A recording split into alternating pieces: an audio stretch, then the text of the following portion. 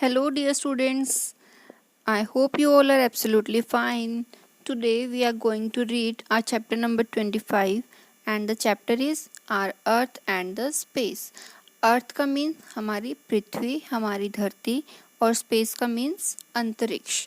मतलब स्पेस में क्या है, हमारा सोलर सिस्टम है, मून है, स्टार्स है, ये सब हमारे स्पेस में है. तो हम स्टार्ट करते हैं lesson. Bablu used to sleep on the terrace with his mother. Sleep का मीन सोना और टेरेस का मीन छत. तो बबलू जो है वो अपनी मदर के साथ में, अपनी माँ के साथ में छत पे सोया करता था.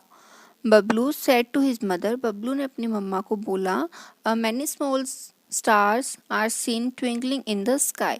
ट्विंकलिंग का मीन होता है चमचमाना. तो काफ़ी सारे छोटे छोटे स्टार्स जो है वो चमकते हुए, चमचमाते हुए आसमान में दिखाई दे रहे हैं या देते हैं. The moon even looks round shining and beautiful. जो चांद है वो भी गोल, चमकता हुआ और बहुत ही सुंदर दिखता है. Some of the stars in the sky are shining very brightly, some are shining less. जो स्काई में, आसमान में जो स्टार्स है उनमें से काफ़ी स्टार्स तो बहुत ज़्यादा चमक रहे हैं और कुछ जो है वो कम चमक रहे हैं. तो mother tell me where do the stars go during the day time. तो उसने अपनी मम्मा को पूछा कि जो स्टार्स है वो डे टाइम में, मतलब दिन के टाइम पे, दिन के समय में वो कहाँ चले जाते हैं. तो मदर ने बताया, डियर सन, बेटा, the stars do not go anywhere during the day time. कि ये स्टार्स डे टाइम में, सुबह के समय पे कहीं नहीं जाते हैं. We can not see them because of bright sunlight. हम उन्हें सूरज की इतनी तेज रोशनी होती है, उस वजह से हम इन्हें डे टाइम पे नहीं देख सकते हैं. When it becomes dark, जब अंधेरा हो जाता है, they become visible. ये हमें दिखाई देने लगते हैं. तो बबलू ने कहा, बट मदर, लेकिन mamma, we can not see anything in the dark. लेकिन हम तो अंधेरे में कुछ नहीं देख सकते. तो मदर ने बोला कि सन, बेटा, these stars have their own light. कि इन स्टार्स की अपनी खुद की लाइट होती है. These are like our sun only. ये हमारे सन की तरह ही है, but are very far from us. लेकिन हमसे बहुत ही दूर है. This is why they appear so small. और यही रीज़न है कि वो हमें बहुत ही छोटे दिखाई देते हैं. तो बबलू ने कहा, oh the moon is near to us, that is why it appears bigger. अच्छा, तो मून जो है, जो चंदा है, जो चांद है, वो हमारे पास में है, इसलिए वो हमें काफ़ी बड़ा दिखाई देता है.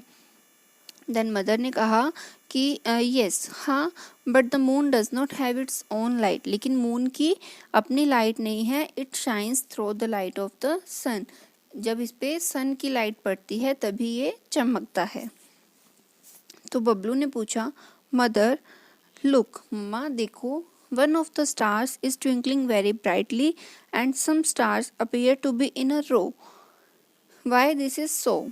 तो उसने, बबलू ने कहा कि जो एक स्टार है वो बहुत ही ज़्यादा चमक रहा है और इसके पास में कुछ स्टार्स जो है वो एक रो में, एक लाइन में दिखाई दे रहे हैं. तो वाई इज़ दिस सो, ऐसा क्यों है. तो मम्मा ने बताया, मदर ने बताया, the extremely bright star is the pole star. जो बहुत ही ज़्यादा चमक रहा है जो स्टार, वो पोल स्टार है. वो एक ध्रुव तारा है. Which always lies in the north direction. जो कि हमेशा नॉर्थ डायरेक्शन में होता है. And those sequence of 7 stars which you see is known as a collection of the 7 great shakes और सप्तऋषि कॉन्स्टिलेशन और सप्तऋषि मंडल. और जो ये तुम 7 स्टार्स के एक सीक्वेंस देख रहे हो, इनका सीक्वेंस देख रहे हो कि ये एक पर्टिकुलर शेप बना रहे हैं, इसको हम 7 बड़े तारों का एक कलेक्शन कहते हैं, जिसे हम सप्तऋषि कॉन्स्टलेशन या सप्तऋषि मंडल भी कहते हैं. ड्यूरिंग नाइट टाइम, रात के समय पे, the pole star help the travellers to locate the right direction. Pole star जो है वो ट्रैवलर्स जो होते हैं, जो रात को ट्रैवल करते हैं, उनको डायरेक्शन फाइंड करने में बहुत ही हेल्प करता है, क्योंकि जो पोल स्टार होता है वो हमेशा नॉर्थ में लाई करता है, नॉर्थ में होता है। तो हमें नॉर्थ डायरेक्शन जब पता लग जाएगी तो बाकी 3 डायरेक्शंस जो है वो भी हम इजीली पता लगा सकते हैं। तो यहाँ पे देखो इस इमेज में सप्तऋषि कॉन्स्टलेशन को दिखाया गया है। उसके बाद में बबलू ने पूछा, Bablu ask his mother to go to the moon. Bablu ने कहा कि मुझे भी मून पे जाना है। तो मदर ने कहा, mother says that's a special type of space craft is used to go on the moon. तब मम्मा ने बताया कि मून पे जाने के लिए एक स्पेशल टाइप का, एक बहुत ही यूनिक टाइप का स्पेस क्राफ्ट, मतलब अंतरिक्ष यान जो होता है, जैसे आप हवा में आप कोई व्हीकल चलाते हो, कौन सा, एरोप्लेन, हेलीकॉप्टर्स, इसी तरह से अगर आपको वाटर में जाना है तो आप शिप का यूज़ करते हो। इसी तरह से मून पे जाने के लिए एक स्पेशल एयरक्राफ्ट होता है जिसे रॉकेट भी कहते हैं, तो वो उसमें हमें जाना पड़ता है। Along with this, many types of preparations are done before going to the moon. और इसी के साथ में मून पे जाने के लिए पहले बहुत तरह की प्रिपरेशंस में तैयारियां करनी पड़ती है। Many astronauts from India also have visited the space. बहुत सारे एस्ट्रोनॉट्स हैं इंडिया के भी हैं उनमें से, जो कि स्पेस पे गए हैं। They observed the Earth from outer space and gave much significant information. उन्होंने स्पेस से अर्थ को ऑब्जर्व किया है, वहाँ से उन्होंने अर्थ को देखा है और बहुत सारी सिग्निफिकेंट इन्फॉर्मेशन मीन्स बहुत सारी महत्वपूर्ण जानकारियाँ हमें दी है। Okay, so now let's meet them. हम उन एस्ट्रोनॉट से मिलते हैं जो कि इंडिया से हैं और स्पेस में गए हैं। Rakesh Sharma was the first Indian astronaut who went to the space. तो इंडियन हिस्ट्री में जो पहले एस्ट्रोनॉट थे जो कि स्पेस में गए थे, he was Rakesh Sharma. The women astronauts from India who travel to the space are Kalpana Chawla and Sunita Williams. और जो वुमेन एस्ट्रोनॉट्स थी, यानी कि जो महिलाएं थी एस्ट्रोनॉट जो कि स्पेस में गई थी, वो थी Kalpana Chawla and Sunita William. The photographs of these astronauts are given below. उन एस्ट्रोनॉट्स की फोटोग्राफ्स यहाँ पर दी जा रही है। देखो, first one is Rakesh Sharma, second women is Kalpana Chawla and third women is Sunita Williams.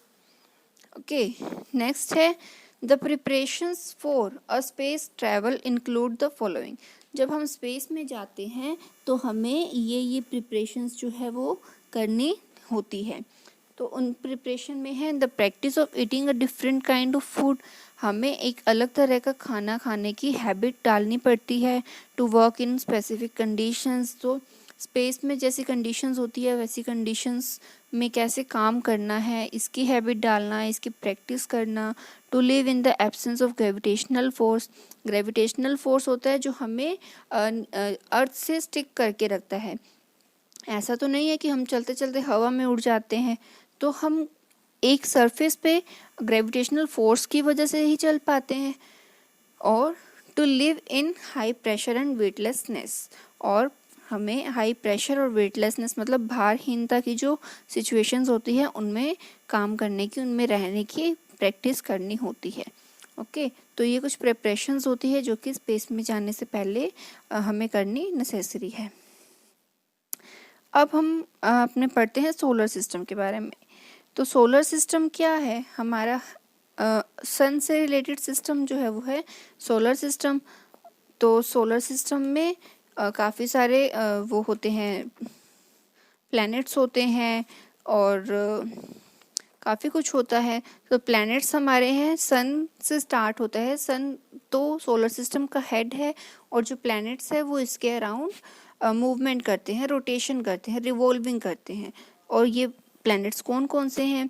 सन के सबसे पास में जो प्लैनेट है दैट इज़ मर्क्यूरी, उसके बाद में वेनस, फिर आता है अर्थ, नंबर 4 इज़ मार्स, मार्स के बाद में जुपिटर, जुपिटर के बाद में सैटर्न, फिर यूरेनस एंड लास्ट में नेपच्यून। ये 8 प्लैनेट्स है जो सन के अराउंड रिवॉल्व करते हैं। इनकी अपनी अपनी कैरेक्टरिस्टिक्स होती है, अपनी अपनी विशेषताएं इन प्लैनेट्स की होती है। उसके बाद में है कि observe the changes in the shape of the moon in the figure given below, कि नीचे कुछ मून की पिक्चर्स दी हुई है, हमें उनकी शेप्स के अकॉर्डिंग मून को ऑब्जर्व करना है। ठीक है, तो draw the diagrams given below in a notebook and write the dates on which this view of the moon is visible. तो आपको जो ये मून दिए हुए हैं वो मून की तिथि बतानी है कि किस तिथि को कैसा मून दिखाई देता है। अब ये क्या होता है, तो देखो हर 15 डेज का एक फेज होता है कि पहले 15 डेज पूर्णिमा वाले होते हैं, उसके बाद में अमावस्या वाले। तो पूर्णिमा के दिन क्या होता है कि चांद जो है, मून जो है वो हमें उसकी फुल डिस्क दिखाई देती है, मतलब पूरा मून दिखाई देता है, उसको हम कहते हैं पूर्णिमा का दिन या full moon day. Full moon day के बाद में जो मून का साइज है वो डिक्रीज होना स्टार्ट हो जाता है, मतलब वो घटता जाता है, कम होता जाता है। और 15th डे जब आएगा तो वो फ़ोन बिल्कुल डिसअपियर हो जाएगा, मतलब वो बिल्कुल भी नहीं दिखेगा, और उसको हम कहते हैं न्यू मून डे। ओके, तो इस तरह से अलग अलग तिथिस के अकॉर्डिंग ये मून का साइज हमें दिखाई देता है। तो इस पिक्चर में जो फर्स्ट पिक्चर है उसमें बिल्कुल थोड़ा सा मून दिखाई दे रहा है, तो ये हमें ऑलमोस्ट द्वितीया को दिखाई देता है। उसके बाद में ये थोड़ा हाफ से थोड़ा कम है, तो ये होता है पंचमी का। उसके बाद में फुल मून से थोड़ा सा कम है और वो होता है तेरस पे, और जिसे हम त्रयोदशी भी कहते हैं। और लास्ट में ये फुल मून दिखाई दे रहा है जो है पूर्णिमा का या फिर फुल मून डे का। ओके, तो जो ये मून का साइज है वो चेंज होता रहता है। जैसे the size of the moon increases from first lunar day to the full moon, मतलब जो मून का साइज है वो बढ़ता जाता है फर्स्ट ल्यूनर डे, मतलब एकम जो होती है, एकम के दिन से लेकर पूर्णिमा तक, फुल मून डे तक मून का साइज इंक्रीज होता जाता है and then decreases after this, और उसके बाद में अमावस्या तक ये डिक्रीज होता जाता है। On the day of a dark moon amavasya the moon is not visible, तो जिस दिन अमावस्या होती है, डार्क मून डे होता है, उस दिन मून हमें बिल्कुल भी दिखाई नहीं देता है। So with this our chapter is completed, in which we learnt there are sun, moon, stars etc. in the sky. Sky में बहुत कुछ होता है, जैसे sun, moon, stars. The pole star is visible in the north direction. Pole star जो होता है वो हमेशा नॉर्थ डायरेक्शन में होता है, जिससे हम बाकी तीन डायरेक्शंस भी फाइंड आउट कर सकते हैं। The size of the moon keeps increasing and decreasing. जो मून का साइज है वो तिथिस के अकॉर्डिंग बढ़ता जाता है या फिर घटता जाता है। The sun has 8 planets in our solar system which revolve around it। और हमारे सोलर सिस्टम में सन के पास में 8 प्लैनेट है, 8 ग्रह है जो इसके चारों ओर चक्कर लगाते हैं। सो it was all about our chapter. If you have any query then drop it in comment section. Thank you.